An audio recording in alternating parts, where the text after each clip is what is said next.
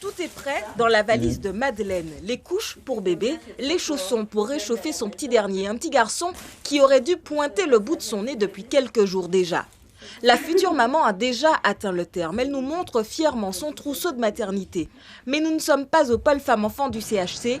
Madeleine fait partie de ces mamans en AMH, accouchement en milieu hospitalier, déplacée en chambre d'hôtel, après l'incendie au pôle femmes-enfants la semaine dernière. Lundi, je suis allée à Igo pour faire une visite, tout ça, là, pour demander comment ça s'est passé. C'est là qu'il nous a expliqué comme quoi il y avait un incendie dans la salle d'accouchement.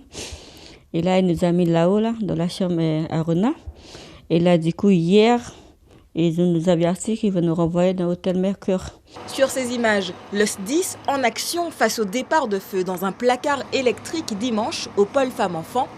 Aucune victime à déplorer, mais les fumées incommodent les résidents dans cette partie de l'hôpital. La situation n'est pas sans risque. Le service pédiatrie est lui aussi concerné et des enfants hospitalisés ont eux aussi dû être placés temporairement dans d'autres parties de l'hôpital. À l'origine, pas prévu à cet effet. On a eu un départ de feu dimanche. L'incident a pris dans un tableau électrique au niveau du bloc obstétrical. L'expertise est en cours pour expliquer les raisons de cet événement. Néanmoins, on est sur une installation, un pôle femmes-enfants assez neuf, puisque mis en service en 2014, avec bien sûr un dispositif de sécurité, des maintenances qui sont faites régulièrement.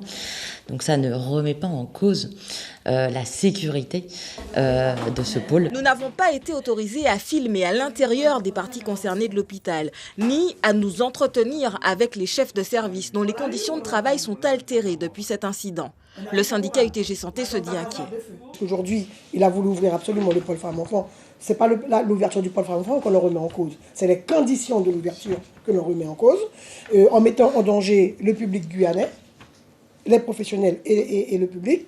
Et voilà ce qui nous arrive aujourd'hui.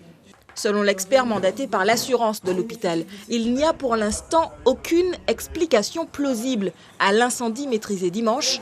Les investigations se poursuivent.